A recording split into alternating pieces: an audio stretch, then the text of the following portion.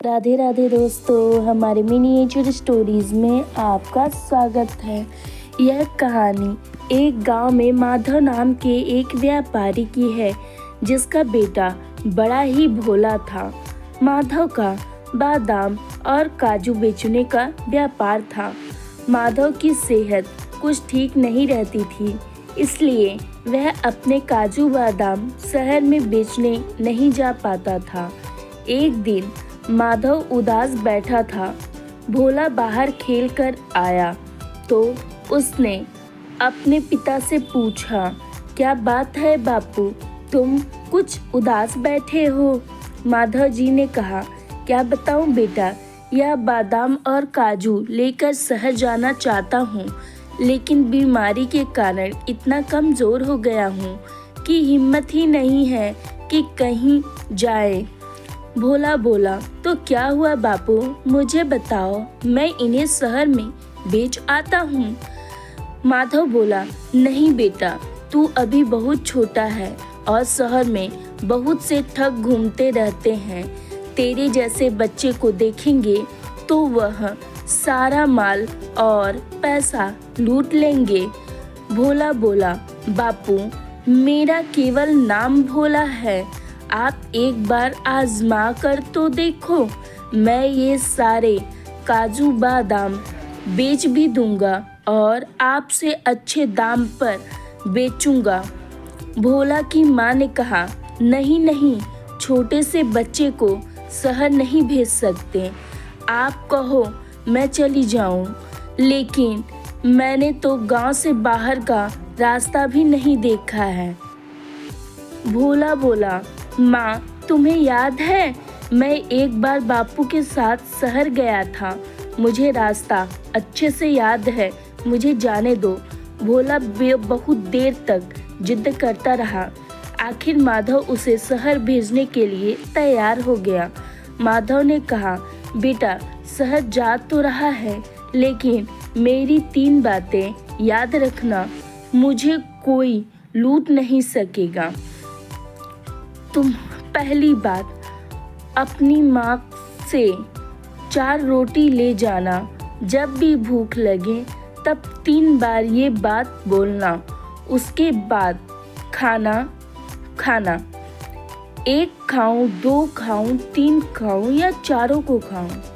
और दूसरी बात, जब तू रात को किसी धर्मशाला में विश्राम करने के लिए रुके तो जो भी कमरा ले, उसकी सांकल अंदर से लगाकर देख लेना।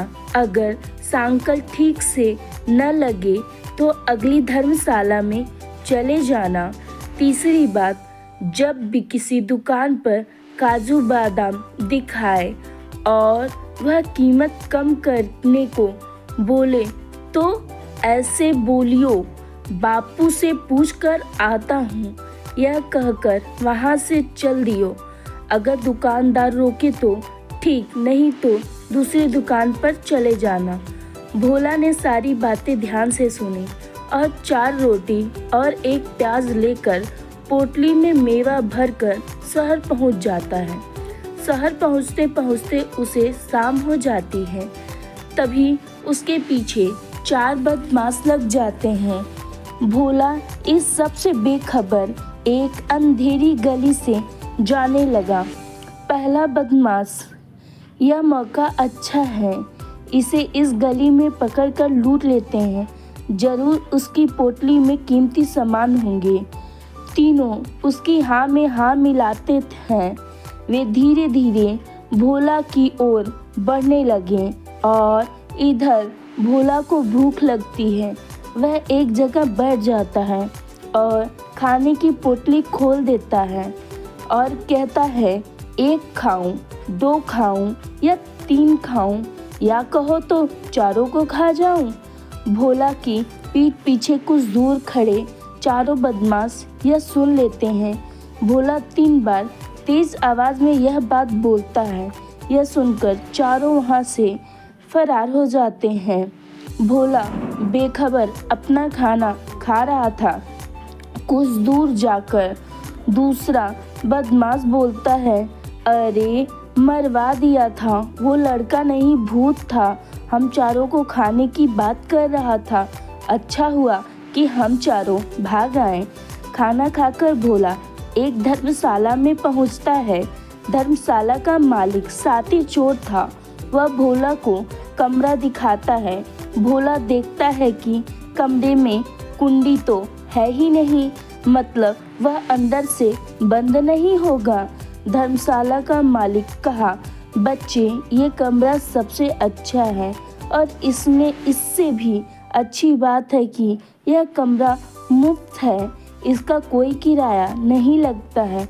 भोला ने कहा, मुझे ऐसा कमरा चाहिए जिस पे संकल हो अर्थात कुंडी हो। धर्मशाला का मालिक समझ जाता है कि वह बच्चा समझ गया कि रात को सोने के बाद कोई भी इसका माल चुरा लेगा। वह कहता है, आगे बहुत सी धर्मशाला है, वह बहुत महंगी है, यहाँ मुफ्त में मिल रही है तो नखरे क्यों कर रहे हो, चल भाग यहाँ से। भोला आगे की धर्मशाला में कमरे की सांकल बंद करके देख लेता है और कमरा लेकर चैन से सो जाता है। अगले दिन वह अपनी पोटली लेकर एक दुकान पर जाता है। दुकानदार, तुम्हारे काजू बादाम अच्छे नहीं हैं, जितने पैसे तुम मांग रहे हो मैं तो उससे आधे दूंगा।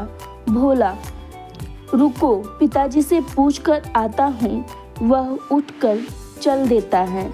दुकानदार कहता है, अरे मैं तो समझ रहा था ये तो अकेला है, इसके साथ इसका बाप भी है, सही दाम में दे रहा है, खरीद लेता हूँ, कहीं किसी और दुकानदार को माल न दे दे। सुनो लड़के, सारे काजू बादाम तौल दो और पैसे ले जाओ। भोला सारा माल बेचकर पैसे लेकर अपने घर आ जाता है। हमारी कहानी सुनने के लिए धन्यवाद दोस्तों। हमारे चैनल को लाइक एंड सब्सक्राइब करें।